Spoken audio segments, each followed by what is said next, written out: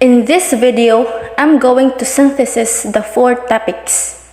First, the description and levels of anger. We must remember that anger is an intense emotion you feel when something has gone wrong or someone has wronged you. It is typically characterized by feelings of stress, frustration, and irritation. Everyone feels anger from time to time. It's a perfectly normal response to frustrating or difficult situations. If I'm not wrong, every person shown angriness once in their life. Some may have shown less anger and may have shown extreme anger. Okay, to know the different levels of anger, let's climb a ladder. For example, I have a student named Trixie. She is going to climb the ladder to make us understand what is her feeling in every step she takes. On the first step of the ladder, Trixie is calm, which means she is not angry or worried at all. On the second step of the ladder, she is annoyed. Her mind bothers her and she becomes more angry if she doesn't stop. On the third step of the ladder, she is now upset and she's not happy about something. She may also feel disappointed and sad. Her face and tone shows that she is upset and her body is no longer calm. On the fourth step of the ladder, she is feeling frustrated. It means she is not getting what she wants. She feels uncomfortable and whenever she tries to do something, she feels like giving up. Her face and body gets hot and her body shows she is frustrated. So right now, Trixie's level of anger is getting increased as she climbs the ladder. On the fifth step of the ladder, Trixie is now angry. She is feeling very uncomfortable, like it is painful. Even it is hard to think clearly for her, she just wants to express how she is feeling. Her body is responding like her heart is beating fast. His jaw stops and his fists are clenched. So, Trixie is about to reach on the last step or level before. Before that, let me share one line with you. Anger doesn't solve anything. It builds nothing, but it can destroy everything.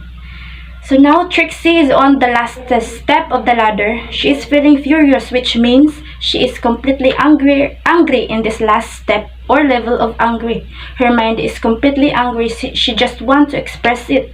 She may say or do something that can hurt himself or others. The second topic is the reasons of getting angry with children. It's normal to be angry when your child ruins something of yours. It's normal to be angry at your kids. There are four basic emotions that all other emotions come from: anger, sadness, happiness, and fear. Anger is the root feeling for all those other things we like to call it.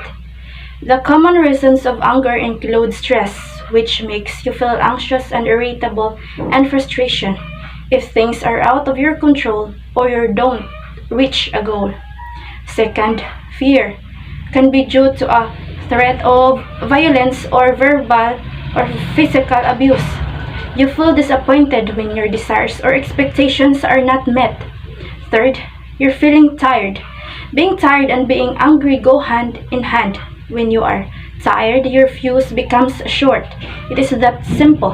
However, it is not always easy to remedy. The reason of feeling tired because they are overscheduled. Parents or teachers in today's generation feel the need to be busy constantly and therefore lined up activities every day include weekends. Last, short-tempered. Too often our tantrums are born out of feeling overwhelmed and frustrated. Therefore, it's important not to put yourself in a position of feeling chronically overwhelmed by getting upset over every little annoying thing your child does. One way to combat this is to think hard about what is most important. The third topic is the consequences of anger.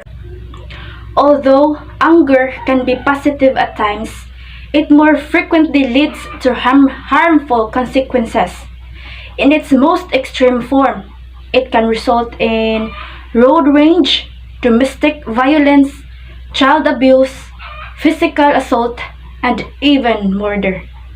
Uncontrolled anger can adversely affect your health, self-esteem, relationships, the emotional well-being of your children, and your productivity at work. So we must think before we speak so that you will regret what you will say to others and you will not hurt others' feelings. The last topic is managing anger. Anger is a common and even healthy emotion, but it's important to deal with it in a positive way. Uncontrolled anger can take a toll on both your health and your relationships. So I'm going to discuss on how to manage your anger. First, think before you speak. In the heat of the moment, it's easy to say something you'll later regret. Take a few moments to collect your thoughts before saying anything. Also, allow others involved in the situation to do the same. Second, once you're calm, express your concerns. State your concerns and needs clearly and directly, without hurting others or trying to control them. Third, get some exercise. Physical activity can help reduce stress that can cause you to become angry.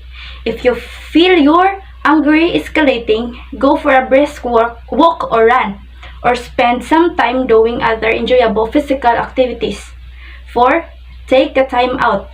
Give yourself short breaks during times of the day that tend to be stressful. A few moments of quiet time might help you feel better prepared to handle what's ahead without getting irritated or angry. 5th, identify possible solutions. Instead of focusing on what made you mad, work on resolving the issue at hand. Does your child's messy room make you upset? Close the door. Is your partner late for dinner every night? Schedule meals that are in the evening or agree to eat on your own a few times a week. Also, understand that some things are simply out of your control. Try to be realistic about what you can and cannot change. Remind yourself that anger won't fix anything and might only make it worse. 6. Stick with I statements. Criticizing or placing blame might only increase tension. Instead, use I statement to describe the problem. Be respectful and specific. For example, say, I'm upset that you left the table without offering to help with the dishes. Instead of, you never do any housework. 7. Don't hold a grudge. Forgiveness is a powerful tool.